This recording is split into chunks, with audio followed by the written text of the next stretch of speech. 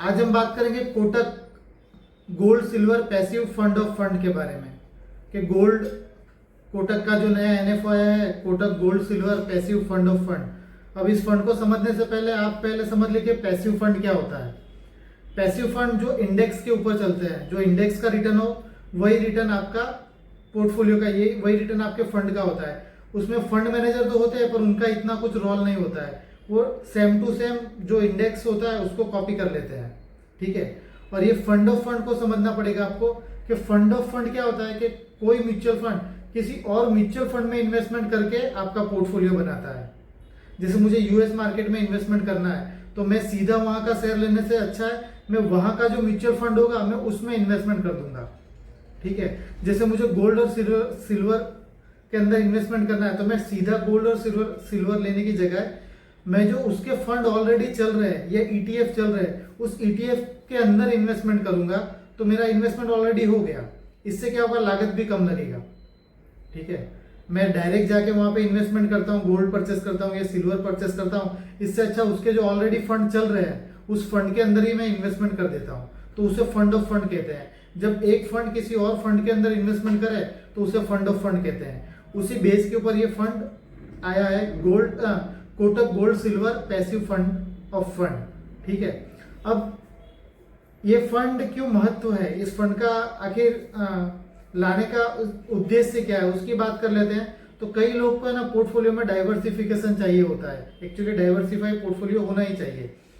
तो उसके लिए अगर आप सिल्वर अलग लेते हैं, गोल्ड अलग लेते हैं तो बहुत हौच-पौच जैसा हो जाता है। तो एक ही जगह ये कंपनी लेके आई है कि गोल्ड और सिल्वर दोनों को एक ही जगह आपको एक ही फंड के अंदर मिल जाएगा, तो आपको अलग से आपके पोर्टफोलियो में सिल्वर लेने की जरूरत नहीं है। अगर आपने ये फंड ले लिया है तो गोल्ड और सिल्वर ऑटोमेटिक आपके पोर्टफोलियो में आ गया है। और इससे फायदा ये होता है कि सपोज करिए कि गोल्ड कभी ऊपर जा रहा है और सिल्वर नीचे आ रहा है तो रीबैलेंस होके प्राइस दोनों का एडजस्ट होके आपका पोर्टफोलियो ज्यादा नुकसान नहीं करेगा।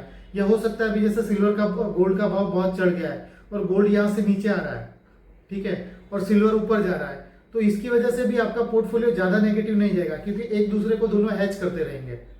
अगर दोनों एक साइड चलते हैं तो बहुत ही बढ़िया, लेकिन कभी ना कभी एक चीज तो चलेगा, या तो गोल्ड चलेगा या तो सिल्वर चलेगा, तो आपका पोर्टफोलियो हमेशा हैज होगा और रीबैलेंसिंग ऑटोमेटिक होगा। यहाँ पे आपको कुछ भी करने की जरूरत नहीं है। तो उस हिसाब से ये फंड काफी सही है कि आपको कितने गोल्ड में आपको पोजीशन रखना है, कितना सिल्वर में रखना है, ये सब सोचने समझने के लिए आपको टेंशन लेने की जरूरत नहीं है। ये फंड ऑटोमेटिक ही कर देगा, इसके अंदर कोई फंड मैनेजर नहीं है। हाँ, फंड मैनेजर होते हैं जो सिर्फ कॉपी करते हैं, उनका खुद का कुछ एक्शन नहीं होता है इस फंड को लेकर। तो ये किनको लेना चाहिए, देखिए जिन लोगों को गोल्ड और सिल्वर के अंदर लग रहा है कि आने वाले टाइम में मार्केट और ऊपर जाएगा वो इस फंड को ले सकते हैं, ठीक है। जिस तरह से आज गोल्ड हाईएस्ट वैल्यू पे ट्रेड हो रहा है, अगर उसका आप वैल्यूएशन देखें तो फिलहाल आपकी मर्जी, आप लेना चाहे। अगर मैं पर्सनली अपनी बात करूं तो मैं इस वक्त तो इस गोल्ड या सिल्वर के अंदर इन्वेस्ट नहीं करता क्योंकि काफी हद तक बढ़ गया है। यहाँ से करेक्शन 20-25% होता है आने वाले 1-2 महीने में या 6 महीने में, देन देखने लायक होगा क्योंकि ऑलरेडी 40-50% गोल्ड महंगा बिक रहा है, ठीक है। तो जिनको गोल्ड के अंदर इंटरेस्ट हो उसके लिए काफी अच्छा प्रोडक्ट है। जो गोल्ड लेना ही चाहते हैं, ठीक है, उन्हें फर्क नहीं पड़ता, तो उन लोगों के लिए ये फंड बहुत अच्छा है। आप 100 रुपए से भी लमसम कर सकते हैं, 100 रुपए की एसआईपी कर सकते हैं। आपको अगर गोल्ड का शौक हो, गोल्ड सिल्वर का, तो उन लोगों के लिए ये बेस्ट स्टॉक है। स्टॉक मतलब ये फंड है और फंड ऑफ फंड है तो कोई टेंशन भी नहीं है क्योंकि इसके बिहाफ पर ईटीएफ या फंड के अंदर इन्वेस्टमेंट करके वो पैसा बनाते हैं। तो ये उन लोगों के लिए सही फंड है। बाकी आप अपने एडवाइजर से बात कर सकते हैं कि आपको इस फंड में जाना चाहिए या नहीं जाना चाहिए।